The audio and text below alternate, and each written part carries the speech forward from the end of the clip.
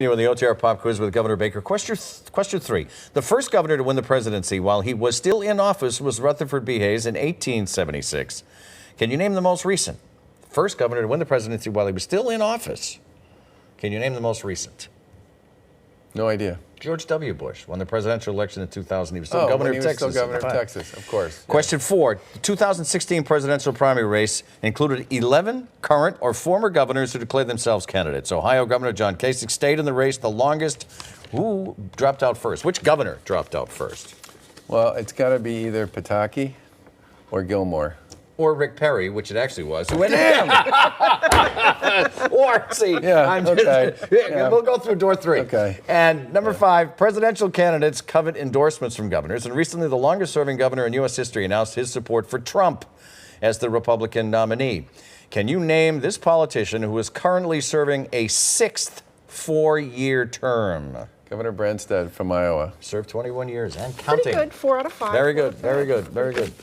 The legislature thinks you've cut a little bit too much from the almost $40 billion state budget, and they're planning a bunch of overrides. Yep. Franklin County's opioid program would see hundreds of thousands of dollars, lost dollars, under your cuts. Why did you decide to make these cuts in light of especially your priority being opioid addiction? The big concern we had, first of all, it's fairly common knowledge, I think, that we were chasing declining revenue all the way through the second half of the previous fiscal year that just ended in June, which ultimately is going to end up with about a $480 million revenue shortfall, which has just meant a tremendous amount of scrambling just to figure out how to get to balance by the end of the year. I am very nervous about ending up in a similar situation in fiscal 17.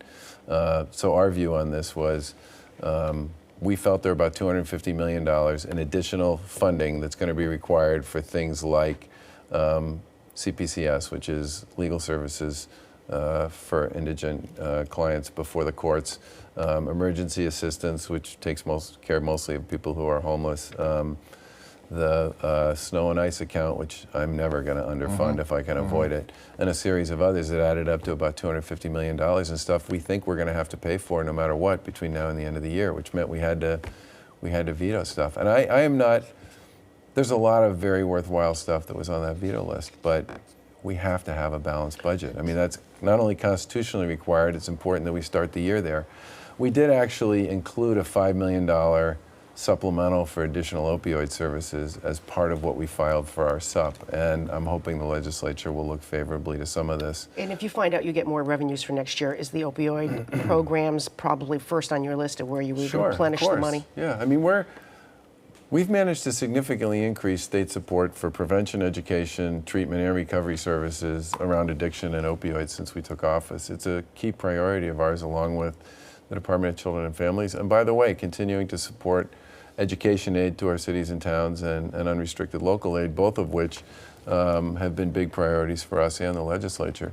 But there were a bunch of things that I sort of looked at and felt bad about when we went through the exercise, but we can't have another year where we're just chasing the revenue number all year long. I mean, it creates enormous instability for everybody. I have 3 items. I'm sorry, we're out of time, and control room's going to kill me, but I want to run them by you. First of all, Uber and Lyft, should they be allowed to pick up at Logan Airport? I know it's still way in a committee. Yes or no? Should they allow? I think it depends a lot on some of the other elements of the final bill. One of the issues the cab companies raised that was legit was if Uber and Lyft aren't going to be paying the same fares and fees to go through the tunnel and that sort of thing, which funds in many respects a lot of the activity that takes place there.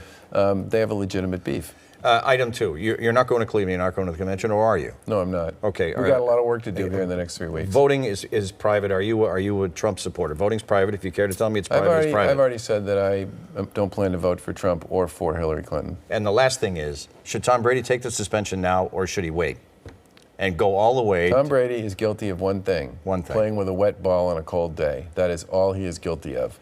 But at some point, I mean, the Supreme Court has a lot of big things to worry about. I have to ask you, are you going to vote for Gary Johnson and Bill Weld? Do they have your vote if things don't change? You know, the Libertarian Party basically thinks heroin should be legal.